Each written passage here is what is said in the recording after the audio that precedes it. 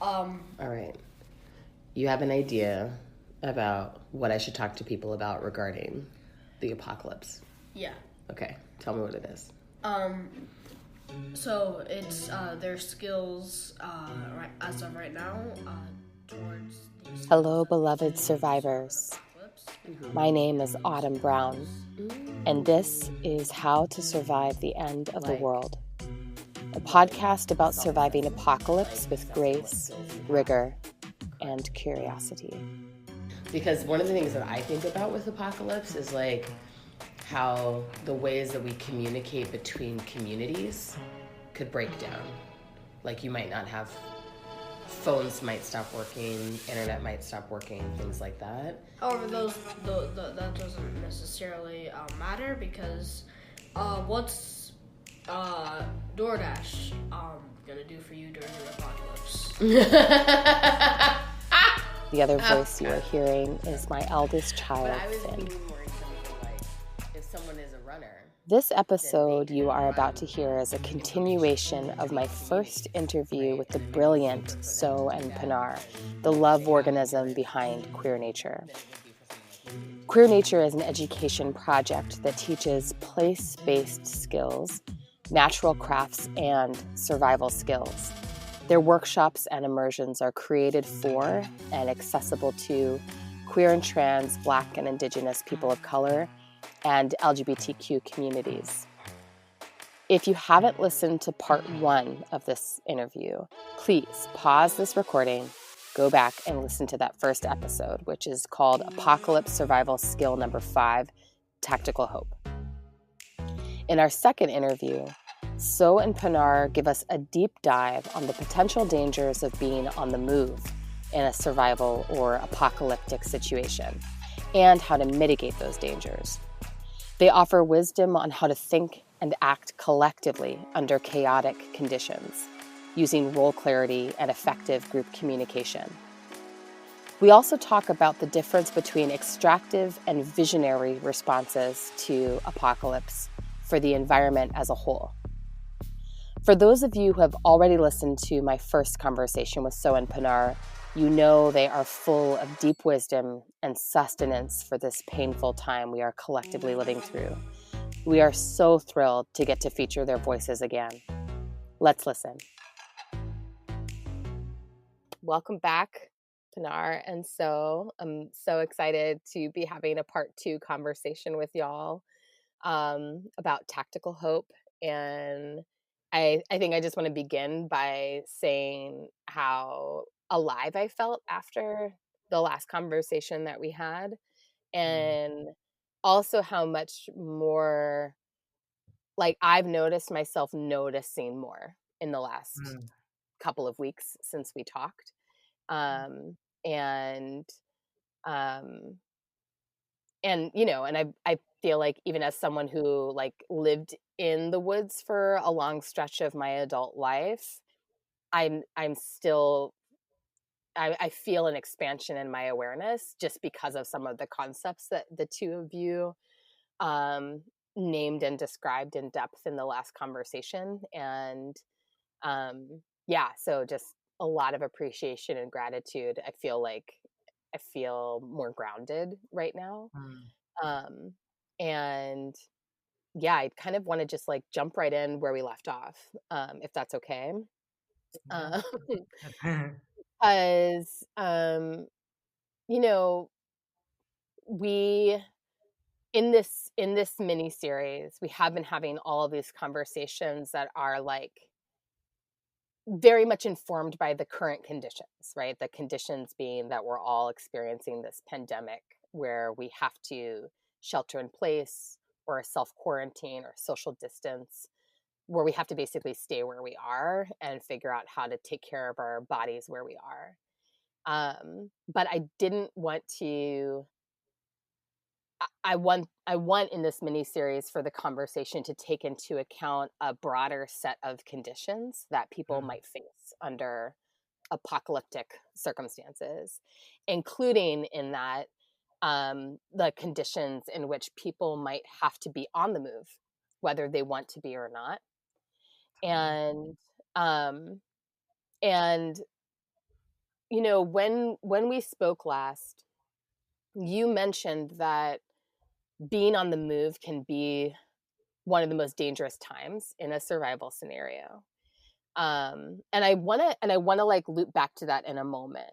But before we go there into this question of danger and why it's dangerous to be on the move, I was wondering if we could zoom out a little bit and talk about the way that you teach skills of the skill of being in motion, and surviving when on the move, like how you teach people the skill of accessing food or water or shelter or medicine if people are in a situation where they've been forced from home or forced from some place that they consider to be safe and are having to potentially travel on foot from one place to another or travel a long distance, whether it's on foot or not, um, and potentially have to practice like stealthiness in that process.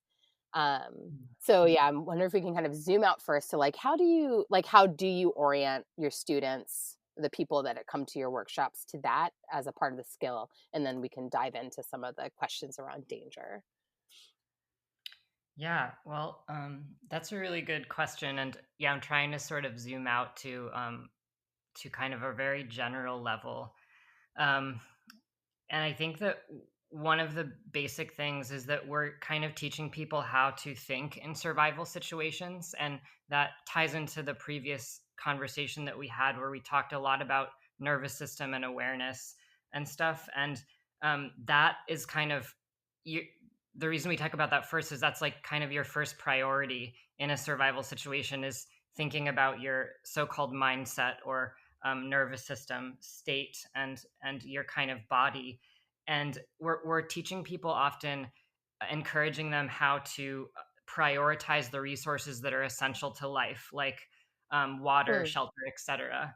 And we're encouraging people to think about like their inventory of gear, which could just be what they're wearing, or it could be something that they have in a backpack.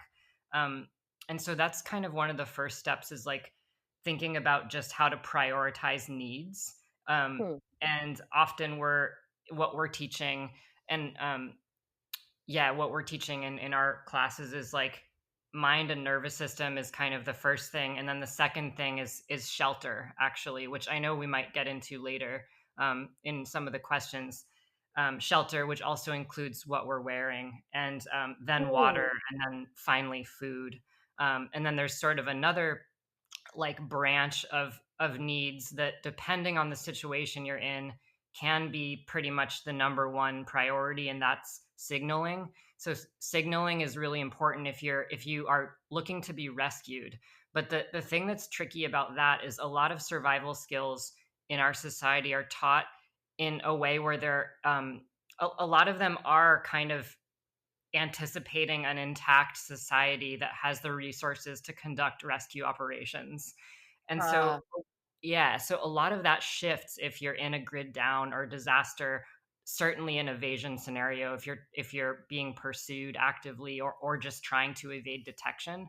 So all kind of gets one sort of dichotomy that is good to ask when you do have to be on the move and you do have to move from one place to another, is like what kind of threats are you trying to avoid, and do those who or what do those threats come from? And there's always going to be threats, whether it's from exposure in the environment or from other beings in the worst mm, case scenario. And so that's definitely something to sort of ask yourself. And another thing that we try to teach is we try to teach folks resourcefulness, and not necessarily over and above gear, but we try to teach folks how to sort of solve problems and utilize like materials that they find in nature, and sort of by thinking through that stuff, it can help people know how to utilize gear when they do have it. So we often kind of hmm, prioritize resourcefulness and sort of general principles over like what exact gear to have, although we totally can talk about that too. Like a mm, lot of people will say, a lot of urban survival instructors will say, well, if you want to study urban survival, first learn so-called wilderness survival, because in wilderness survival you're basically learning to work with very few things that we've become comfortable with as humans in this current society. And so Hmm. if you are learning how to work with materials in a so-called wilderness setting, in an urban setting, you're going to be able to adapt those skills and be like, okay, well, I know that for starting fires, I have to find tinder, which is like a light, dry, fluffy material. So then in an urban situation, instead of tree bark, you're going to use like toilet paper, you know? So it, Right. a lot of survival skills is thinking about engineering principles. And so that it can kind of carry over. Um, yeah. And I mean, another thing is just teaching people how to track patterns. Not just tracking patterns in materials, like I was just saying, but also tracking patterns across landscapes. You know, like learning how to pick and choose the most efficient path through a landscape or through a terrain where you're not going to be expending the most energy. And Hmm. so those are things that we're kind of telling people. And we're also encouraging folks to build repetition into your kit, or and also stack functions with items that you have. And so an example of that is, you know, having several backups for something really important. Like if you like water purification, you're going to want to have several methods of doing that. And then, you know, you also Ah. like some items to have several functions, like, you know, a flammable rope that you have, you can use it to tie things, and you can also use it to make tinder if you need to start a fire. um, or like another example is a brightly colored contractor bag, you know, that could be a shelter, or it could be, and it could also be a signaling mechanism. And Oh, so yeah, totally. So thinking about, or like just using a metal water bottle instead of plastic Nalgene, because you can hold water and you can also boil it in there. So also thinking about those kind of, I think they talk about it in permaculture, like stacking functions and repetition, and that's really important in survival skills, and just in when you're in a kind of, you're navigating a complex landscape, you're on the move, so you're thinking about these sorts of things. And I don't know if you wanted to add anything, Love. Yeah, this is Pinar speaking. I think such a brilliant question, and one of the things that's also really important, I think, to both of us, but for me that I've been really sitting with too is, when I think about survival skills, I often wonder how to do it in a way that like where I can be like mindful of my impact on the land. hmm. And what I mean by that too is like, okay, there's something that I do a lot of tracking, where it's like my internal tracking or my inner tracking of my internal landscape. And what I mean by that is like tracking like my nervous system, tracking my trauma responses, tracking my internal resources where I know, um essentially like this is my connection to like my ancestors. This is like a portal of mine to connect with my ancestors, is like an internal resource here. So Hmm. that's also something that's really important to me, and for both of us in terms of like teaching these skills is like, take an inventory of your internal landscape too. And one of the things that I wanted to share with kind of my own inner tracking is, there's a part of me, who's been impacted by internalized colonization, like a lot of us likely who are listening to this. And I sometimes call that part of myself like my inner colonizer. So the part of me Hmm. who has internalized colonization, who then perpetuates colonization. And I have to like really track that part of myself when I am thinking of like survival skills, and how am I in relationship right now? Am I in kinship? Am I tending to the sacred?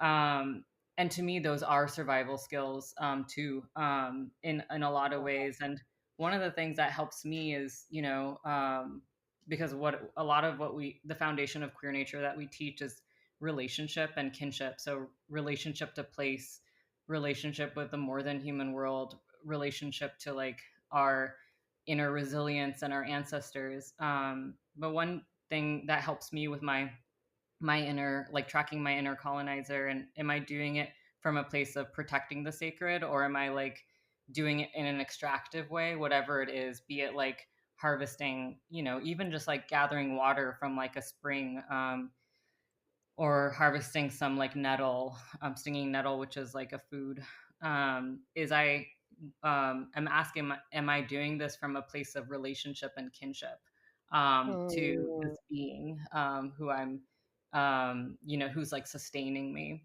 Because something, that colonization does is it's a severance of relationship. That's what I think is at the heart of colonization, and white supremacy. yeah. It's like the severance over and over and over of relationship and kinship and connection. So, what are ways in which we can continue to like, tend to relationship and kinship as a form of, resilience, while we're doing this, while we're enacting, while we're taking care of our community, So that's something I wanted to share. It's so interesting because I think, like, you know, one of, I feel like one of the ways that that question is really arising in the context of the pandemic and the need for people to be sheltered in place and self quarantined is the behavior of hoarding resources. Mm-hmm. Mm-hmm. Um, and of course, to some extent, the it's one of those places where, like, some of the principles that you both are describing are, like, I can feel or sense the need to, like, be flexible in our understanding of them, right? Like, I hear you saying, like, in a survival scenario where we're on the move, there's a need for repetition and redundancy of, like, methods for um, getting our needs met. Yeah.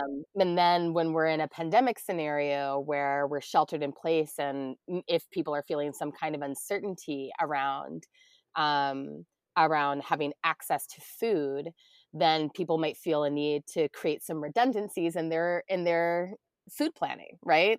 So they Totally. might want to feel the need to, like, I need to get more just in case. But then um, there's like the healthy version of that, and then there's the grotesque sort of inner colonizer version Mm-hmm. of that, that's like, I'm going to get much more than I could possibly need because Yeah. I'm only thinking in relationship to my own survival and not about this, like, network and how many of us are having to rely on the same fragile supply system, right? Right. Right. And so it's just interesting to think about, like, the redundancy as something that is necessary, and also redundancy as something that can have, like, can be put to extractive use. Yeah. And I'm wondering if, like, um, in relationship to this question of, like, being on the move, like being in a scenario where you're having to get to safety, if you could give in any examples of, like, what would be extractive versus non-extractive behaviors in those Mm-hmm. kinds of situations. Yeah, that's a great question. Hmm. Mm. Just have to think about it for a minute. Yeah, that's fine. I mean, I like, as I was thinking about it, I'm like, uh, and we can also loop back to it if you want more time to think about it. But I was just trying to think of, like, well, what would be um would it look like ignoring the safety of other people who are in the same situation that I'm in? And Yeah. you know what I Yeah. mean? Yeah, and I mean, I think this is, yeah, it really does loop back in so many ways, because I think it comes down to, for me, one of the things that it comes down to, this is so, by the way, speaking, but it comes down to, like, the kind of the hero narrative, and that you were discussing earlier, or like the in our last conversation, or just like selfishness, I guess. And yeah, I think that when we're on the move and we're getting survival needs met on the move, and then if there are additional stressors, like the need to evade from being detected, I think it can often, the way things can sort of get toxic is definitely through sort of people going into their really personal bubbles, and sort of like, um, just acting, especially in a group setting, just, yeah, acting sort of selfishly or not acting in consideration of like the group as a whole. And I know we might get into that a little bit later too. Yeah, I mean that's one thing that comes up for me. I don't know about you, Love. Yeah, I think for me, something that I really find important is, before a crisis situation arises, or a crisis arises, to ask myself and to ask ourselves, like, what is my drive to survive? Like, Hmm. why do I want to survive? And I know that that can be like a really deep existential question. Um, Right. and I guess it's my Scorpio moon, but like, it's Yeah, just go like for such a it. good, it's a it's a good question to ask. And I mean, I'm also asking this, like, one of the reasons why I asked that and why that question came up for me is because this is a little bit about my, just like a little slide thing about my personal story, but I myself am a suicide survivor. And Oh. so, like, to me, survival and reclaiming survival as like a trans indigenous person who's like survived suicide is really, it's really, yeah, it goes pretty deep, and I think it's deep Mhm. for a lot of people, especially of marginalized locations, of like, of, yeah, just like surviving in a world that is trying to erase us in some ways, Yeah. at least white supremacy, not the world like the ecological world, no. The more than human Right. world wants us to thrive and survive, and so does our ancestors. But Yeah. yeah, so I asked that because I think when I asked that question of myself, because it helped me really center, like, come to center the sacred, and like practice, what is like practicing prayer on the move, like what is the prayer at the center of, yeah, of like me Hmm. evading or moving or taking care of my community. And I think that can really, like, it's like an internal compass and an internal altar, that can help me navigate, and be like, come to center if I'm like, oh, am I being extractive right now, or am I in my center right now? um Hmm. It's like it's also really asking what am I protecting, which is, I feel like that question can get so deep in terms of like power and privilege and um, colonial attitudes, and to just ask like, yeah, what am I protecting right now in what I'm doing, and what do I care about, what do I love? Yeah. And what am I willing to sacrifice? Yeah, that's a great Like point. I think about this a lot as a parent that, like, of course, you know, I think I orient to this question of survival and safety the same way that a lot of parents do, which is like I would literally do anything to get my children to safety. Like I can literally imagine myself doing anything that would be necessary. And but then there's like the question of like at what cost, at what cost to Yeah, self, at what cost to soul, at what cost to, my children themselves. Like what are we willing to put ourselves through and our loved ones through and make them witness in order to be able to survive. And I think about that a lot too, especially like when we get into thinking about like ancestral trauma, like some of the traumas that we all are carrying, like, and any of us who are like carrying ancestral or generational trauma from living inside of a community that's been marginalized. Like we are here because someone in our lineage survived, and they survived, and in that process probably had to witness and do some things that were really, really awful, right? mm-hmm. And or were forced to experience or forced to witness some things that were really, really, really awful. And I think about that too, about like, well, like what am I willing to do to survive, and what am I willing to put myself through, and what am I willing to put my children through? And then like what does that mean for everyone's the like quality of our survival, right? Like because Yeah, we don't want to just be surviving, right? Like we want to be living. Um yeah. yeah. So, oh, go ahead. No, I just was resonating with what you're saying, because it was actually reminding me of like some of the training I've done in this is so speaking again as an EMT, doing like direct action response training to like active shooter stuff, and so the question you're getting into, at least the way it's striking me, is you're really getting into like, yeah, like the like where do I draw that line in the sand with my actions, to like what am I willing to do, what am I willing to sacrifice for survival of myself and my family. And like one thing that we teach when we teach like active shooter response stuff is like, if you can't basically hide or run away, then you're one of the last like options that you have is to basically physically fight. And in that situation, usually what we're training people is we're just saying like you have to give yourself basically a mental permission slip to act in this situation. And you can kind of go back to our first conversation with the OODA loop where we're talking about, okay, observe, orient, decide, act.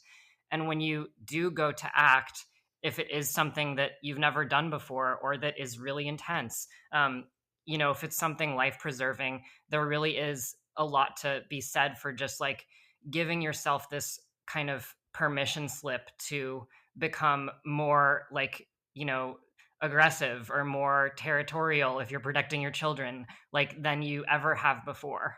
And that you actually are allowed to do that in that situation, and that is okay. So I don't know if that kind of helps too, just to feed that in. Yes, yeah, it does actually. And and as hard as some of this conversation is to have, I'm so grateful that we're having it, because I think that these are exactly the kinds of questions that so many of us are, kind of grappling with in like the privacy of our own minds and hearts. Yeah. Um, and particularly because like, this sort of feeds back to like some of the like cultural, the piece that we were talking about in our last conversation about like what are the cultural narratives that we all consume around survival. Yeah. And those cultural narratives often include people doing things that we can't ourselves imagine doing, right? Yeah. And for a variety of reasons, or things that sometimes those narratives include people doing things that we find horrific, but we do imagine that will happen in a apocalypse scenario, right? And then the result of, I think, for some people, of consuming those narratives is that sense of like freeze. Like I wouldn't know what to do. I wouldn't be able to do it. I wouldn't be able to survive. I wouldn't be able to fight back, you know? Totally. And I think that to some extent, like actually having the conversation, like confronting the part of ourselves that is thinking about it and being like, all right, well, bitch, what would you do? Right. Is like Yeah. kind of important. And Yeah. so, I mean, that's how I talk to myself. I'm not saying anyone else should talk to themselves that way, but it's a I love it. little bit for me. It's true. Um, Like visualization is so important. Like visualization is used by like lots of professionals who work in high risk and high threat jobs for sure. And I think that it's so true. What you're saying is just whether it's like visualizing it or talking through it with kind of self talk, like it does a lot. It really does. We will be back with more of my conversation with Queer Nature in a moment, but first, an offering to our community. So many of us have lost or will lose beloveds to COVID-19, and we want to create space to honor those losses here on the podcast. In the final episode of this series, we will read aloud the names of those who have been lost. If you wish to send the name of a loved one, please email it to us at howtosurvivepod@gmail.com. And please do include guidance on how to correctly pronounce your loved one's name. Grieving together is part of how we care for one another, and we can do so even across a vast distance. We hope you will let us hold a part of your grief. Okay, back to my conversation with Queer Nature. You did mention in our last conversation this idea that being on the move can be the most dangerous time in a survival scenario. And I was wondering if you could just like take us there, like drop into it and, help our listeners understand like what are some of the potential dangers of being on the move. And I'm thinking especially in relationship to the heuristic traps that you spoke about in our last conversation and that you wrote about in the document that we're posting with the show notes. Like I can imagine how some of those heuristic traps like become even more of a concern when people have to be in motion, especially if they're having to move in a group. So I'm Yeah. wondering, like, what are some of the dangers? How do we mitigate against those dangers? Like, how do we how do we avoid landing in heuristic traps that might expose us to even greater danger when we're having to move to find shelter? Totally. Yeah, and that's a really great question. And one of the things we wrote like in our notes about this discussion and like we put it in bold is teamwork and chaos is one of the most emotionally and spiritually difficult practices there is. Mm, And totally. yeah, and it's like and it's interesting because I actually really liken it to like, marriage or like having kids, I'm sure. I can imagine because these are the Mhm, ultimate like instances of teamwork in our lives, you know? And so the thing is when you're in a survival situation with folks, especially if there's like threat that is like depending on the shape of the threat and different people's like triggers and reactions to it, like you become a family. Like you immediately like whether you're a family by blood or not already, if you're in a group of people and you're trying to, evade a threat, um, or you're trying to like escape something, a dangerous situation, or get somewhere by a certain time, you're basically going to become an ecology that has a lot of similarities to like family dynamics, and all those family dynamics and stuff is going to come out. And so interesting. yeah, so it's just like, and I think that for me and for Pinar and I, a lot of this, we've seen a lot of this in just training that we've done, too. And I think it can be heightened in training because in training, people often will fall into some of the heuristic traps around like, um, this is my only chance to like do something like this or have an experience like this. So I just want to like, go all out and like, this is my moment. And like, you get a lot of that in training scenarios. Hmm. And like you definitely get a lot of like toxic leadership, like you get a lot of like locked in thinking where people um don't want to change a plan or they've invested too much in a plan already. So yeah, you're totally right on. All of that is really something to think about, and we can kind of loop back to that later because we definitely have like a lot of pieces to say about that. But I think just in terms of giving people some concrete examples of why is travel dangerous, um, Mhm. and why you should only move when you have to, but don't let that comment deceive you because often in a survival or disaster situation you do have to move.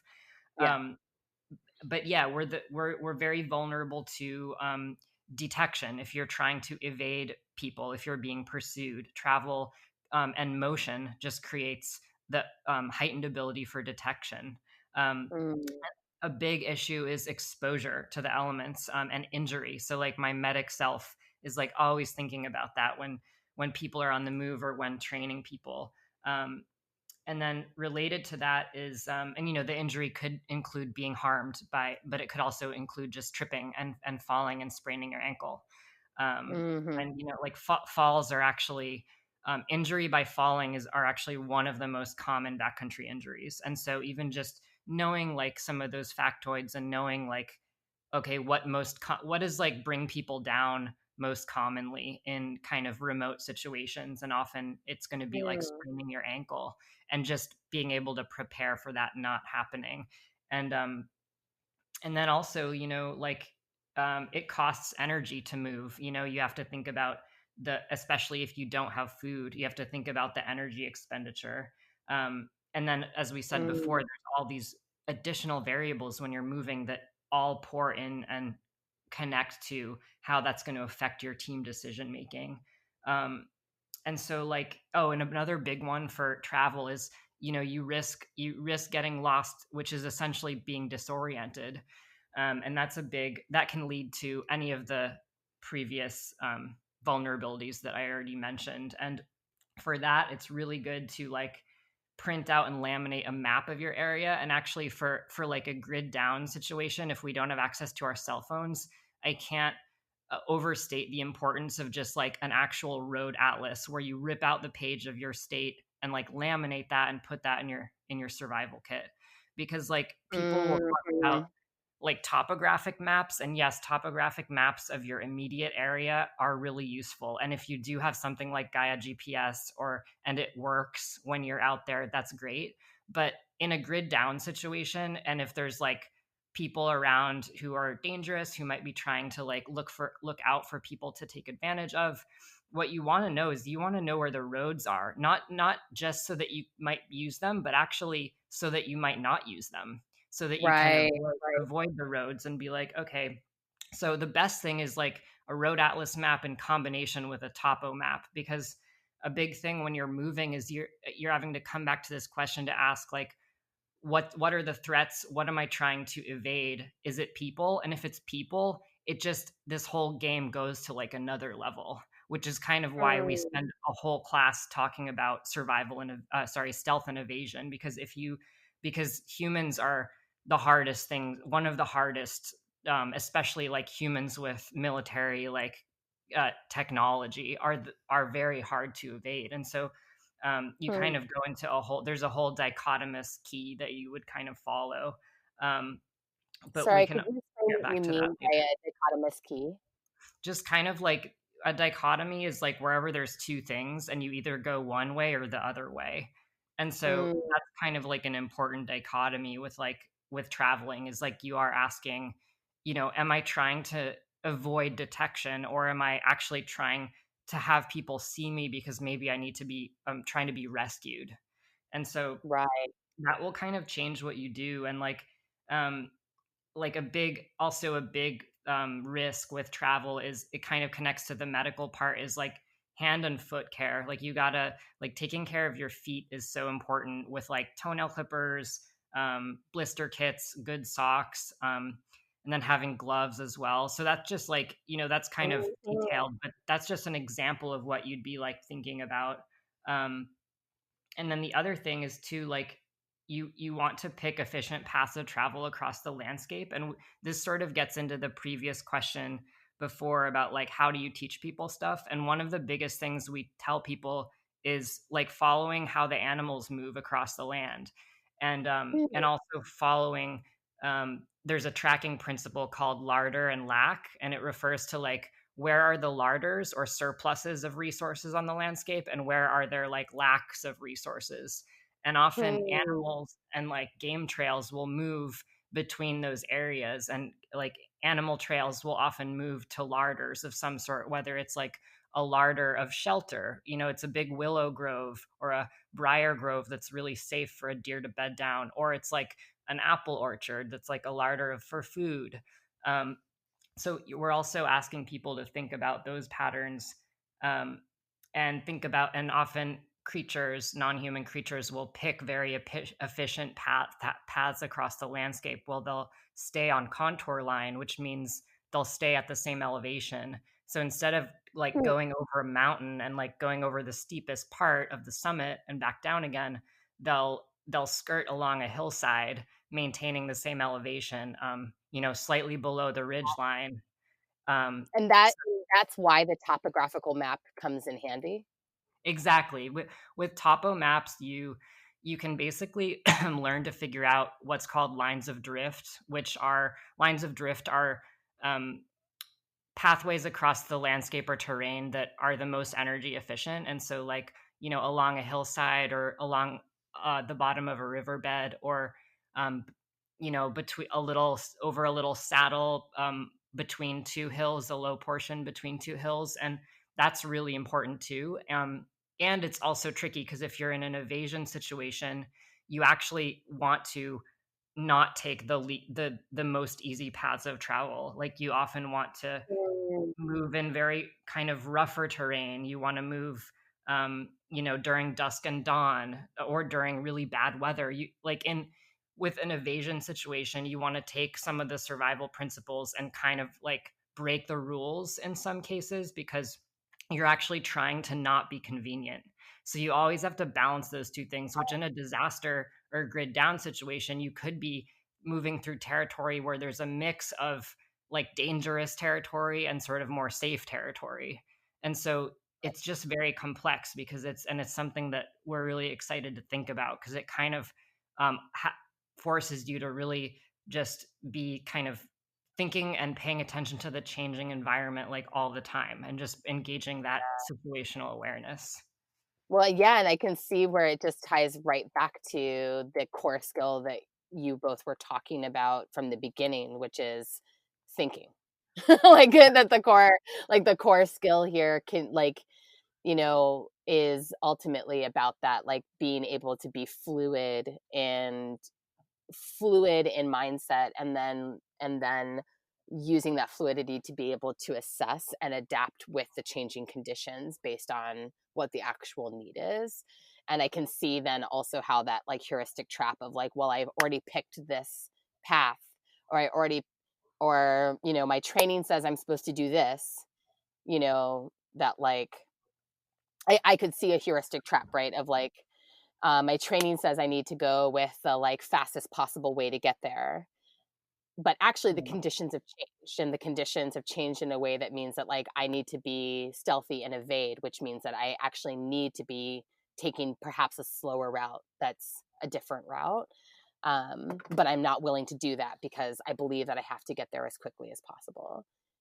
Yeah, totally. And I mean that's one reason too that you want to always plan in like little mini breaks and like naps and along your route basically because like one thing that Pinar and I were talking about before we started this conversation today is we were talking about how like often in survival situations you don't need to like actively flee like really fast away from something unless it's like lava or like someone who's literally like Yeah. 10 feet behind you like trying to hurt you. um Mhm.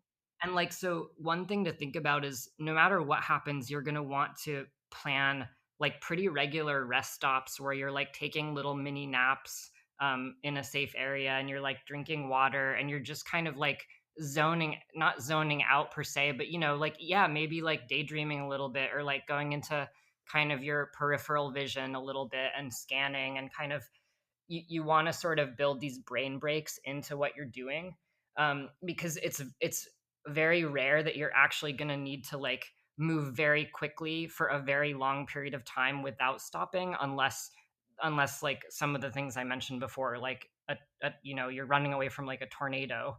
um, and so Right. if you think about like what deer do, like even when deer are super spooked by like someone walking with their like barky dog that like seems really ferocious, like they're going to go after the deer, a deer will just like bound, away maybe like 50 meters, maybe like one terrain feature away. So across the stream on the other side of the hill. And then Right. they turn And back then and they look pause. That's at the source right. of that threat.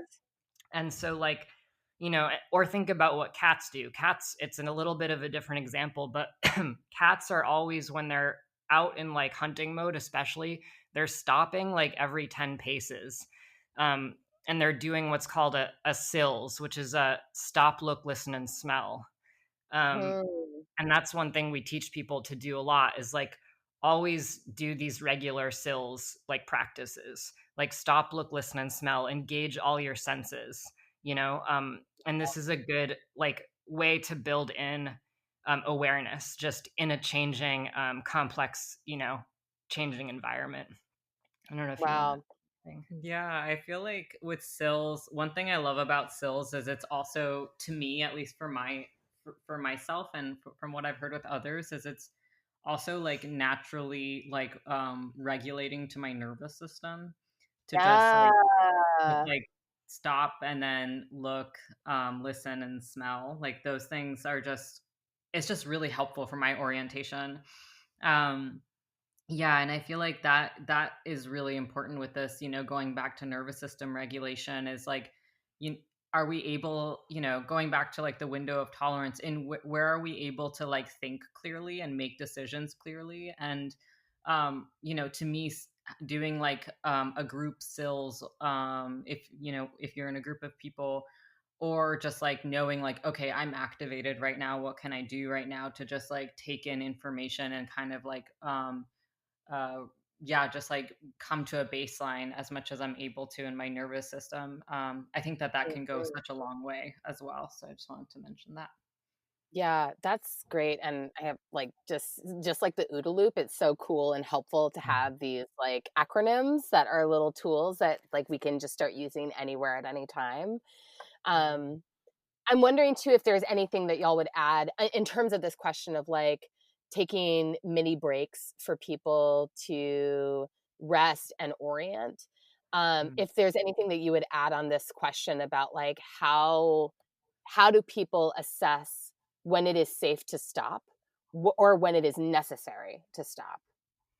Hmm. Yeah, that's a really good question.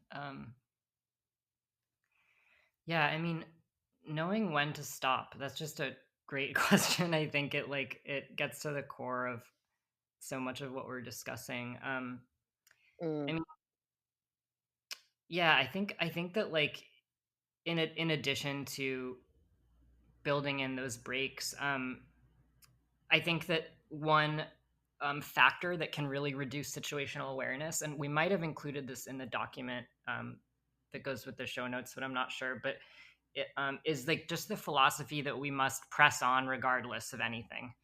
Um, mm, and that's definitely a big factor that has been documented to lead to accidents, and especially in this realm of sort of like mountaineering accidents, which get studied a lot by adventure bros because I guess they like to do that. And so that's where a lot of this heuristic and disaster psychology sort of science comes from, is that that's apparently something that people like to invest in studying. But yeah, that's definitely a big factor. Is you don't want to get trapped into the mindset where you're kind of like, oh, we must go on no matter what. I guess just questioning like, why are we asking that? And what do we really need right now? Are we getting stuck in like a group mindset or like a group think? mm, Are we, you know, are we like overloaded or underloaded task wise? Because both of those things can reduce your situational awareness and just your capacity to make decisions.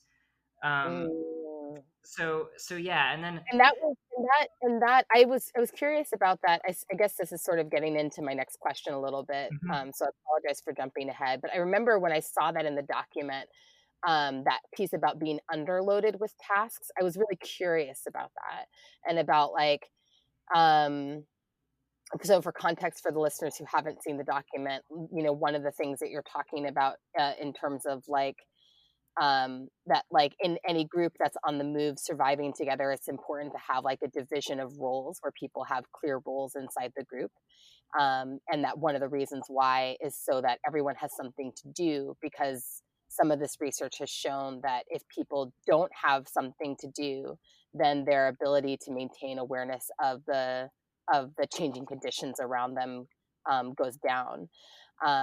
And that was really, really interesting to me, right? Because um, I feel like one, maybe because it's like I'm a bit of a type A person, but I have a hard time imagining like not automatically wanting to have something to do in a situation like this. But then on the other hand, I can imagine getting really overwhelmed by mhm, the situation, and for that reason, maybe wanting other people to sort of figure it out for me. yeah, totally. But I was wondering if you could talk a little bit about that, like about that problem of people being underloaded with Mhm. tasks, and then how the role division and role clarity in a situation can help with that.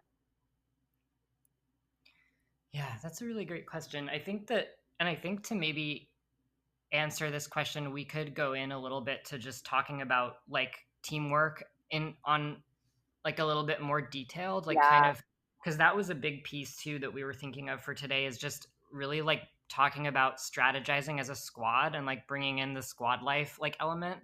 Um, that'd be and I great. think that will probably answer the question about underload, about task underload, and you know, um, and we can sort of get into that. But I don't know if Pinar, if you wanted to get into teamwork in any way, or if you Yeah, want me to yeah. start.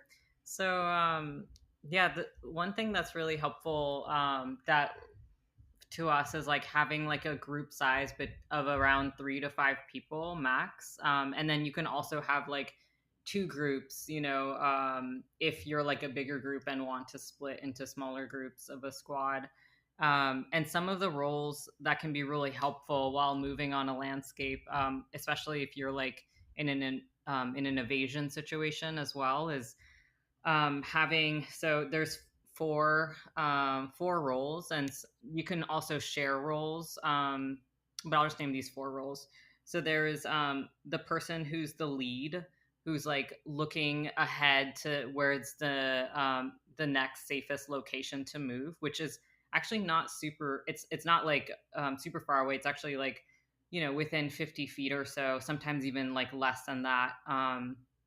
And the next person is like the next role is like the navigator. So someone with like a map, and a compass, potentially someone who's like orienting the group in that way and making these like micro terrain decisions of like, oh, we should go over towards this direction, but then the lead will help support, where's the safest place to go. The navigator is kind of more macro, and the lead or point person is more micro, just to like add that. Great. Mm. And then the third role is the medic. So the person in the group who's like tracking the physical, emotional, spiritual well-being of the group. A person with like the first aid kit, like whether it's like, preferably a combination of like, like so-called Western medicine and also like herbal medic kind of kit too. Mhm. And then the last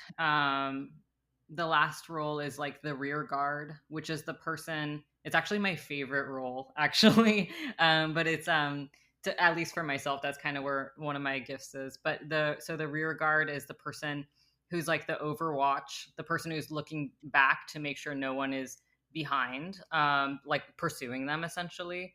And also the person who's like counter tracking, so making sure like, to the best of their ability, like doing their best to like counter track the space of like making sure there's not that many tracks or like disturbances on the landscape. Like litter, it could just be picking up litter that other people, that your other group leaves behind.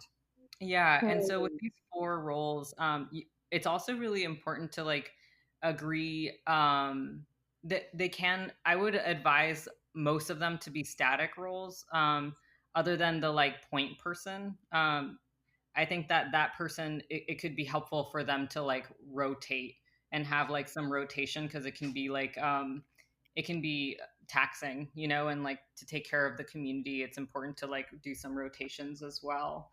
Yeah. Did you want to add anything? Yeah, and I mean, one of the reasons that we jumped into roles too is like roles just, they help with this whole like game of like balancing awareness with like the danger of falling into kind of like heuristic traps, and so to speak.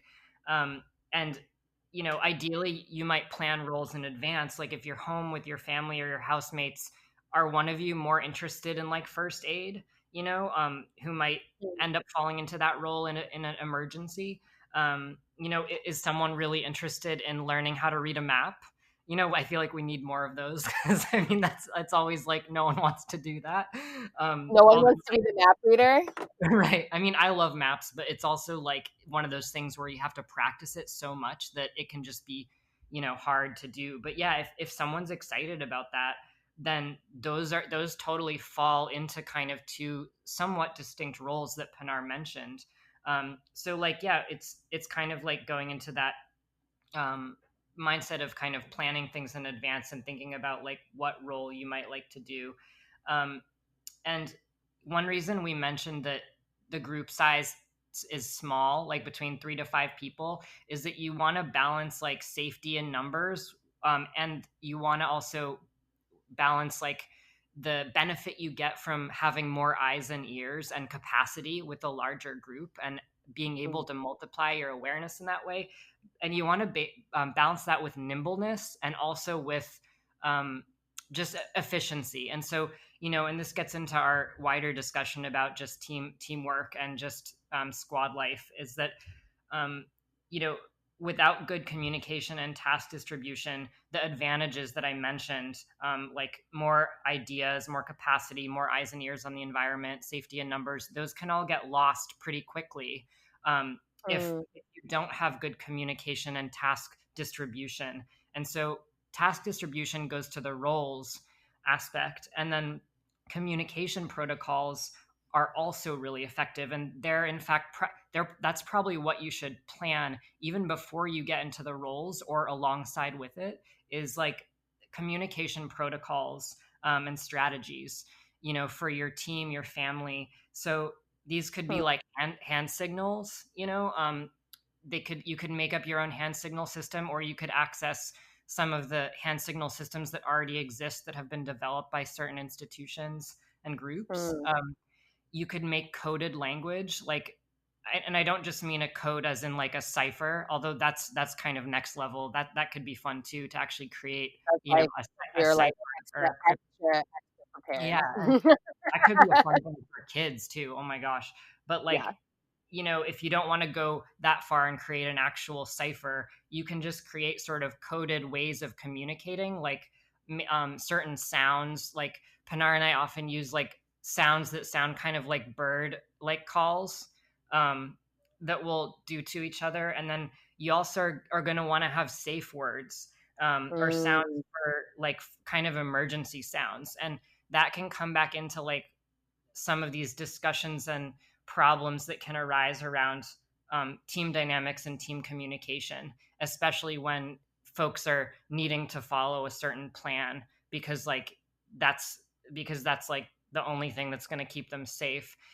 And mm, having safe words can be good because it's like a way for you to be like, okay, guys, like seriously, I need to like say something right now, and it's not just because like, I disagree with you. It's because I also am feeling like I'm in danger right now.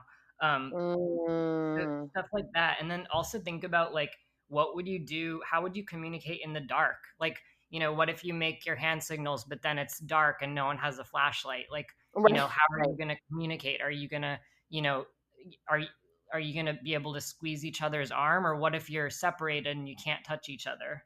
And Mm, so just thinking about that and layering that and weaving it in with the roles, is really great. And the roles, it's good to not get stuck in a role, because that can become a heuristic trap.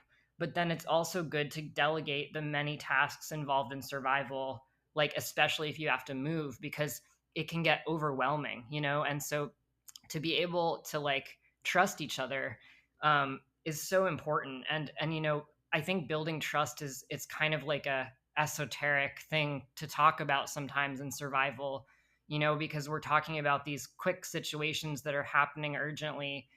And building trust is, again, it's like it's a spiritual practice, and it's probably the hardest one that there is, with your family, with your team.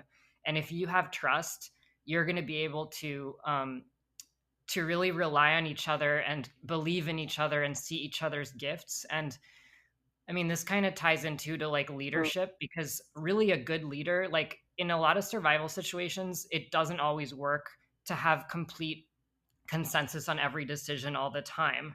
But Right. what you can do is you can have a level of consent in who is going to be the leader right now for this period of time, who is going to make the critical decisions, and that can rotate. But as long as you agree and you have that kind of fundamental consent, then you can definitely like be in a place where having a leader can work. And it Yeah. and it comes back to trust, and it comes back to like reframing leadership as actually good leadership is when a person sees the gifts of everyone in the group, and they track the gifts of, and they listen to everyone in the group, and they try to steward a common vision, while Yeah. also keeping safety in mind, which is really hard. Like that's Yes. really, Really hard. really fucking hard. And so I think that like, yeah, just being able to have these roles, and also like being able to, trust leadership when it does need to arise, which is again Well, so much easier said than done. So well, yeah, and it's interesting too to like think about how that trust building happens if you're in a situation where you're thrown into a survival scenario with people that you don't know, like, um, I think often about like, in Octavia Butler's work, for instance, that so often the protagonists of her stories are having to kind of like create a survival team out of a group of strangers, right? Mm-hmm. Uh, and one of the things that in her writing that she's really uplifting is exactly that leadership skill you're talking about, which is the ability to like see other people's gifts and then delegate the fuck out of it. And Yeah. like, but I think about that. I think about that as a challenge. And then I also think about the challenge of like as being a parent and about like what would it look like to delegate responsibility if I was in a scenario where there is maybe some level of responsibilities that I can delegate, but actually ultimately I am at the end of the day the one who's going to be responsible for keeping my children safe. And so there's like an overriding, there's the developmental reality of like what my children can and can't be responsible for just based on wherever they are in their developmental process. Yeah. But then there's that overriding responsibility that I have to them that like I can't hand off. I don't think. You know what I'm Mm-hmm. saying? Yeah, totally. Yeah, Yeah. that's a really good point. Yeah. Hmm. Yeah, and I Yeah. think like It's with just when I think about go kids, ahead. it makes me think about like finding ways to engage their imagination, which I know that we touched upon last time a little bit. And um, I feel like the sky's the limit with that. But like, if you can find those moments where there's some sort of directive or task that like one of your children or someone who's just younger could meet, like just finding ways to engage their imagination in that, like oh, kids often are really good at building like a cozy, bed or like fort area. And so like, Mhm. like I feel like kids get super excited about shelter, like anything shelter related. Um, and Totally. so like that's something that I would definitely think about. But yeah, it's such a good point what you're bringing up. Mm. I want to stay with this like piece around roles, teamwork, leadership for a moment. Um, and um, and talk about decision making because Mm-hmm. in our last conversation we talked about the problem of the hero narrative, right? And the Mm-hmm. particularly how for like those of us from oppressed or marginalized groups or who are navigating these spaces with like various kinds of like trauma or other kinds of vulnerabilities, you know we know that our survival is going to be contingent on our ability to think and act collectively.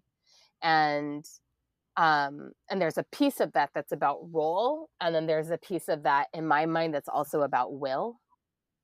And I'm Mm-hmm. wondering if you could talk about like um in your experience, in especially you were talking earlier about how like you see um where you see some of those like heuristic traps show up in the trainings that you lead.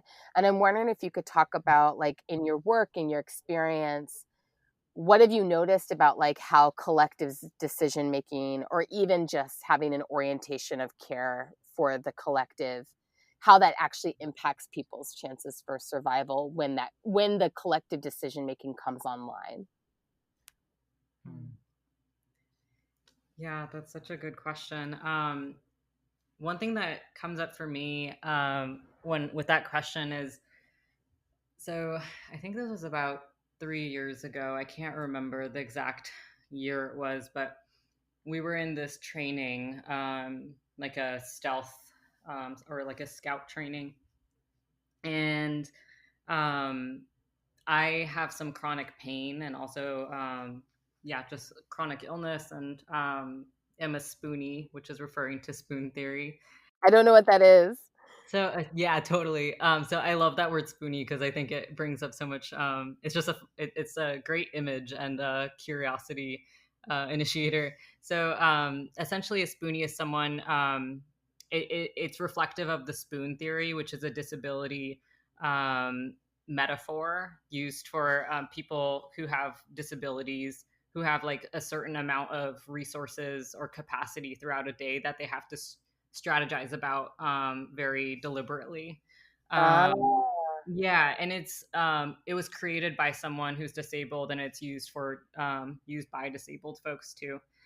So the word spoonie means someone who like has to be very aware of their spoons every day. And Got it's it. the person who's disabled, whether it's like an invisible disability like a chronic illness or chronic pain, or like also like a physical disability as well, Mm-hmm. or a combination. Yeah. So as a spoonie, uh, Thank you for that. yeah, of course. It's yeah. I feel like so when I was doing this training, my chronic pain like flared up, like it was just like off the charts, and it can be really unpredictable at times, and so it unfortunately started like the first or second day of this training, which was supposed to be like really intense like stress inoculation training, Oh, where we were like involved with like a scenario that was running all the time essentially. mm-hmm. And I had I was set it was a class where I didn't know anyone, so I had like a group of people, like where we were doing the team of four, the rear guard, navigator, medic, and lead. And I had a really amazing group of people that were in my squad, and I was just really struggling with like my pain, um, and it was just like I just felt, we weren't in a place that was like centering disability justice or anything, and like and essentially I just shared with my group, who were just like such compassionate people, probably one of the most compassionate or people of the group at the time, what was going on with me. And I was just like, I could like just step out, like, I just feel so embarrassed about my chronic pain, like, because yeah, it was just like coming up for me, like kind of my internalized ableism, and like shame around Mm. that, and like not wanting to slow down the group. And then my team was just like, no, like, if you want, you're welcome to join the group. Take care of yourself as you need. And like, we need to move, like, according to like how fast you can move, or like your ability level at the time. And I was just like really inspired, and I was like, wow, like usually with my chronic pain, I'll just like opt out of things, and I'll be like, wow, I'm just gonna like, slow down the group and whatever. And that was actually the time where I like realized that I'm like a really good rear guard, because I was like Wow. in the back, but like the lead knew that I was moving slow, so they weren't going like super far or fast, and we had a communication going on about like, we were just being like communicative about my needs. And but I was really good at counter tracking, because I was like looking at the like that level of detail. And it was just like we were just like in a dynamic where I kind of found my little niche, and we found our niche in the group.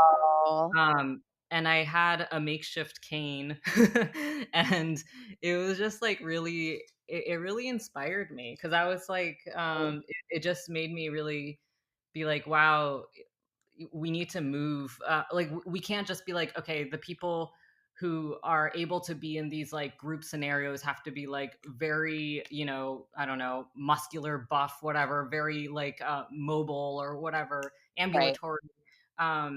And it just made me realize like that it was just so important to just move with the needs of the group, and it actually made us way stronger as a team. And we got a lot of like missions like done that were just like, a lot of folks were like, whoa, like y'all like did some amazing stuff. And Of I think course you did. totally. But yeah, Well, they were really that Pinar's group. I was here for this training, and Pinar's group was extremely stealthy, like because they moved so slowly, which in evasion is actually one of the. It's like a good thing because movement and motion is what causes detection a lot of the time, and Mhm. so thinking about really slowing down, which is something we teach in like, basic kind of nature connection stuff, is like slowing down and moving like the deer do, or, like crawling if you have to, like really slowly, and kind of moving in those ways can be, you know, can definitely be like less energy intensive. Yeah, Mm-hmm. so but yeah, their group was like super super stealthy. And then another thing that we've done, like in some of the stealth craft classes that we've taught, we'll often have like one scenario where like we put a lot of the skills we've been practicing, like our awareness skills, our movement skills, our communication skills, we'll kind of test them out by playing a game. And it's super fun. It's kind of basically like the participants in our class have to like solve a problem, and it involves sneaking up on us, the instructors, and trying to like get information from us and kind of spy on us, basically consensually. And it's all done under the cover of darkness. And there's usually a fire going, so there's some light, but basically in the dark and without being detected, they have to sort of sneak up on us, get a bunch of information, and figure out a puzzle that kind of exists out in the woods that we've set up for them. And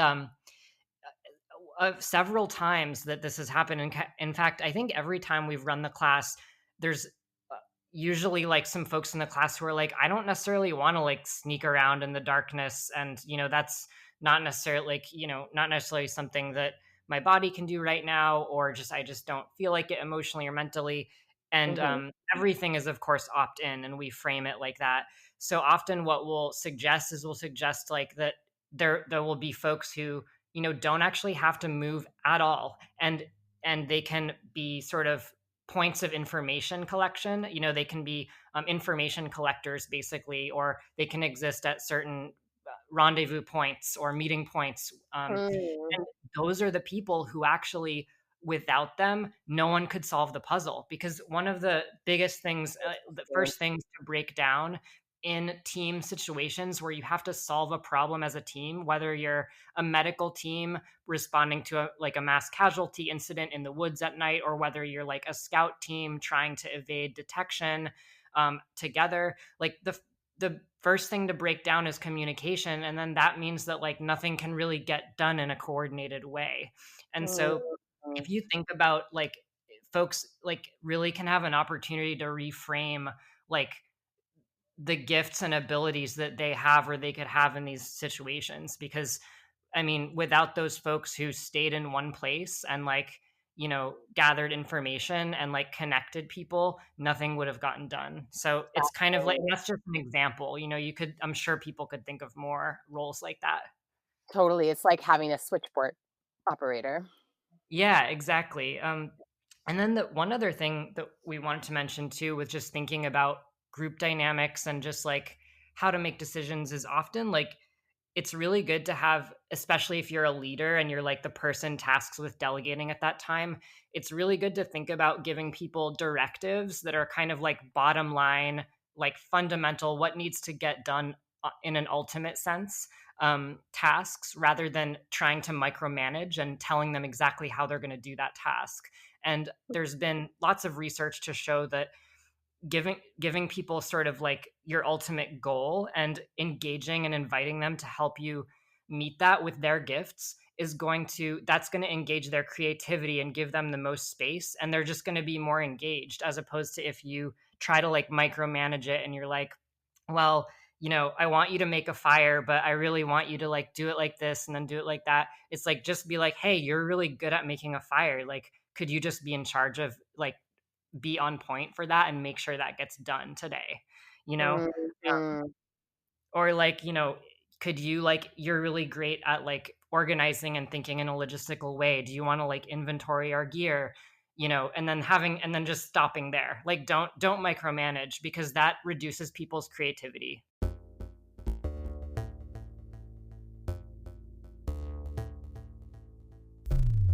Thanks for tuning in to the Apocalypse Survival mini-series of how to survive the end of the world. We're a little over halfway through this series and have been so delighted by the way these episodes have been received. Our upcoming episodes will look at digital security and the future of the internet. And we'll also feature an episode reimagining healthcare access as our current economy of disaster capitalism continues to decay and collapse. How to Survive the End of the World is on Twitter and Instagram at End of the World PC. We're also on Facebook at End of the World Show. You can make a sustaining donation to our show by visiting our page at patreon.com/End of the World Show. We're so grateful to all of you who have continued donating during this incredibly tight economic moment. And special thanks to our new patrons. Y'all are amazing. We see you. We love you. Another thing you can do to help our show sustain itself is to write us a review on Apple Podcasts if you are an iPhone person.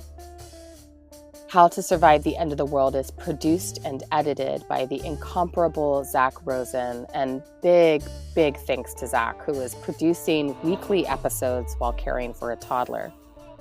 It's no small feat. Music for today's show comes from Tunde Alaniran and Mother Cyborg.